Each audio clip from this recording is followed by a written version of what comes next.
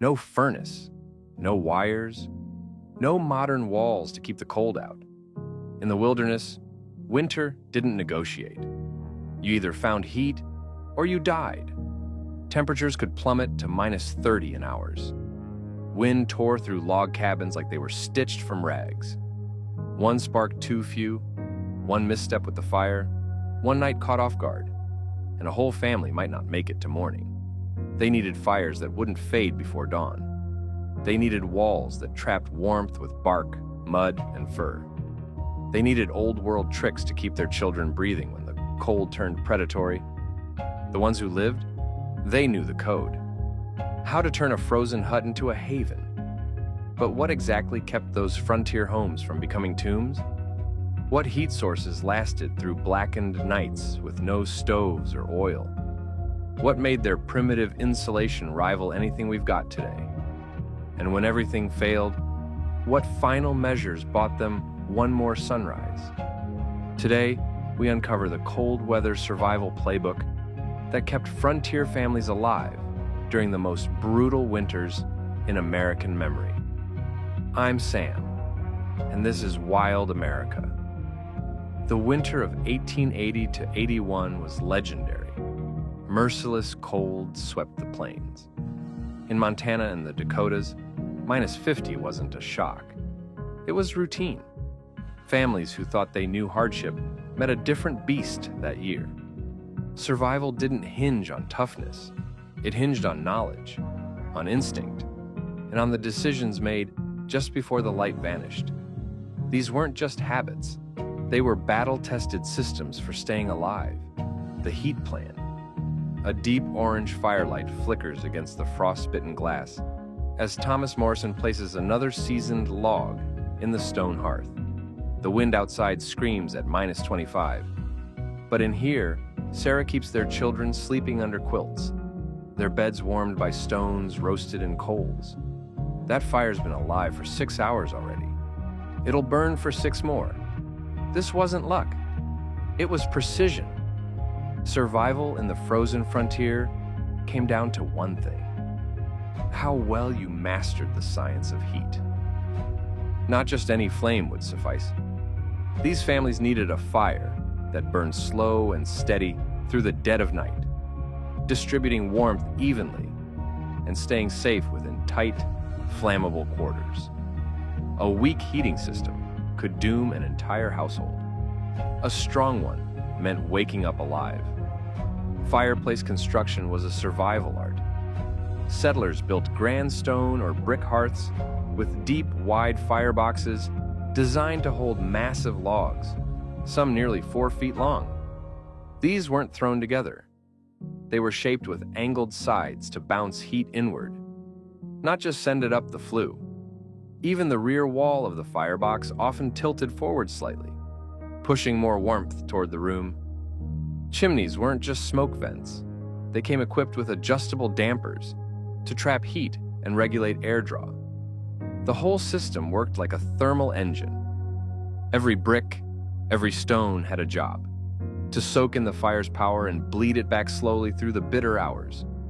Some cabins had long, low stone benches jutting from the hearth, thermal sinks that pulsed with warmth long after the flames had died. But real brilliance showed up in the wood itself. Survival began in the spring with axes and saws and months of labor. Families chopped oak, hickory, and maple, woods that burned long and hot, and let them cure through summer.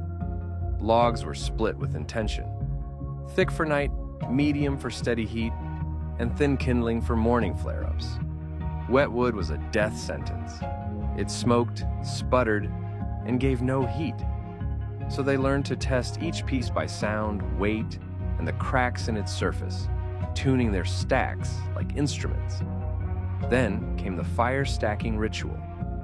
Large logs to the back, smaller ones in front. The goal? A layered burn that created a glowing coal bed, a living heart of heat that could ignite fresh fuel in seconds. And controlling the breath of the fire was everything. Too much air, the fire roared, then vanished. Too little, it choked and smoked. They learned to adjust, to fine-tune oxygen flow like surgeons of flame. Because out here, fire wasn't a luxury, it was life. Perfect airflow meant survival. A clean, hot burn gave every log its full value. But the true challenge came overnight, when the fire had to endure through darkness and falling temperatures without anyone to tend it. That's where fire banking became critical. Families mastered a technique, stacking dense hardwood logs in the back of the firebox, carefully lowering the damper to reduce airflow, and covering live coals with ash to slow down combustion. This setup allowed the fire to smolder slowly through the night. By morning, the ashes could be brushed aside to reveal glowing embers, ready to reignite with fresh wood and a breath of air. To spread heat beyond the hearth, they turned to smart distribution. Large stones were heated directly in the fire during the day, then carefully moved to sleeping areas, releasing warmth for hours. Some cabins included stone or brick heat, sinks near the main fireplace, massive blocks that absorbed thermal energy and let it out slowly, providing heat long after the flames were gone. Efficiency extended to the kitchen. Fireplaces were designed not just to warm, but to cook. Iron hooks and pot cranes hung over the fire for boiling or stewing, while built-in baking ovens used the same heat for bread. With wood supplies limited, combining heat and food preparation saved time, energy, and resources. Mary Austin once wrote in her 1883 diary, "A good fire is like a good friend. It keeps you warm all night and is still there in the morning." But fire safety was never taken for granted. Barrels of water stood nearby. Chimneys were regularly cleared of creosote. Children were taught safety early, knowing how to act when sparks turned dangerous. Secondary heating sources were backup lifelines. Smaller fireplaces, stoves, or simple braziers helped warm isolated areas during cold snaps. Then came insulation. Sarah Morrison runs her hand along the log wall. Outside, it's -30, but inside, the cabin holds its heat. Her fingers feel only warmth, thanks to layers of hidden preparation. Tucked inside those rough-hewn walls was a surprisingly advanced insulation system, crafted not with wires or modern foam, but with gifts straight from the forest. These weren't primitive guesses at staying warm. They were frontier-engineered heat traps that rivaled anything the cities could offer. Necessity had pushed them to the edge of innovation, and they delivered with genius masked as simplicity. At the heart of the system was a smart double-wall design. Cabins were built with 2 layers of logs, an outer shell that faced the elements, and an inner wall that cradled warmth. Between them, a 6 to 8 inch cavity, just wide enough to hold the frontier's answer to modern fiberglass. They filled that space with nature's best insulators. Chief among them was dried moss, especially sphagnum, prized for its natural resistance to mold and its incredible heat-holding ability. It was gathered during the late summer, sun-dried until crisp, and then tightly packed between the walls. Each wisp of moss locked in heat like a sponge holds water, forming countless micro-air pockets that slowed the cold to a crawl. But moss wasn't enough. Families layered in animal hair, shaved from livestock or salvaged from game. Even clippings from haircuts were saved to blend into the mix. It made the barrier denser, warmer, and uniquely human. If they had them, down feathers were added. Plucked from ducks and geese, they mimicked the loft and efficiency of modern thermal wear. Gaps between logs weren't just plugged, they were sealed like fortresses. A thick mixture of clay, mud, and straw, known as chinking, was applied in multiple coats, locking out wind and locking in warmth. To prevent cracking as it dried, families mixed in fibers from fur or crushed plant stalks, turning crude mud into thermal armor. The floor got its own treatment. Raised slightly off the frozen earth, it offered room for a crawl space packed with dried leaves, hay, or even leftover bedding. This prevented the chill from seeping up through the boards. Some even let chickens roost beneath the floorboards, their body heat warming the air from below. Windows and doors were high-risk zones. At night, thick blankets or tacked-up pelts covered the glass, creating a thermal curtain. Doors were rimmed with leather flaps or fur rolls, tight seals that kept the warm air in and the biting drafts out. Some homesteads went even further, adding a second entry door with a tiny enclosed space between them, creating a buffer zone that trapped cold air before it could invade the heart of the cabin. But the biggest escape route for warmth wasn't the door, it was above. Heat always rises, and if the roof wasn't fortified, the cabin might as well be open to the sky. So they engineered the roof as a barrier. The design started with a layer of bark or hand-split wood. On top of that, they layered moss and dried leaves, all capped with thick sod. The result? A roof that could keep out rain and snow, and keep in life-saving heat. But it didn't stop at construction. It was a battle that lasted all winter. Every week someone checked the walls for cracks in the chinking. Fresh moss or mud was added where needed. Even the smallest breach could turn into a freezing zone, capable of icing a water bucket or robbing a bed of warmth. Every inch of that insulation envelope had to be airtight, or the cold would find a way in. If you're curious about how they built these survival machines from scratch, don't miss our full episode, How Mountain Men Built Cabins from Scratch, a 1.5-hour masterclass. The Body Heat Management System. The Morrison children rest soundly, curled together under a mountain of furs and blankets. Heated stones, fresh from the fire, and swaddled in wool, lie beneath their bedding, radiating warmth like hidden embers. Their shared body heat, combined with the thermal mass, creates a pocket of summer in the middle of winter's grip. This wasn't just comfort, it was survival engineering. Pioneers understood. Keeping the house warm wasn't enough. They had to keep themselves warm, too. They invented personal insulation strategies that used every watt of human body heat and preserved it like gold. The secret started with clothing. Every member of the family wore multiple layers, each trapping air between fibers, nature's version of high-tech thermals. Closest to the skin was linen or wool, topped with heavier garments, each chosen for warmth and breathability. Wool reigned supreme, not just because it was warm, but because it stayed warm, even when wet. Raising sheep became a lifeline, and women spun and stitched day and night. One winter outfit could take weeks of labor, but that labor often meant the difference between surviving and freezing. The final touch? Stones from the fire, too hot to touch, turned beds into furnaces of warmth. These stones could radiate life-saving warmth for 6 to 8 hours, slowly releasing heat through the long, frigid night. Some families also relied on heated bricks or iron tools, wrapped in cloth, to extend the comfort. But warmth wasn't just found in the fire, it was shared in the body. Sleeping arrangements became tactical. Whole families piled into shared beds, their combined body heat forming a cocoon of survival. Children were nestled between adults to benefit from the natural heat of larger bodies. This wasn't about closeness or affection. It was a matter of survival. The goal was simple: prevent hypothermia from claiming the most vulnerable. Even the beds themselves were built for heat. Thick straw or feather-filled mattresses raised sleepers above the frozen floor, while layers of quilts, wool blankets, and animal pelts trapped every ounce of warmth. Some families went further, enclosing beds with curtains to seal in heat like a tent. Hot meals and drinks became thermal tools. A bowl of stew, a cup of milk or tea, these weren't luxuries, but weapons against the cold.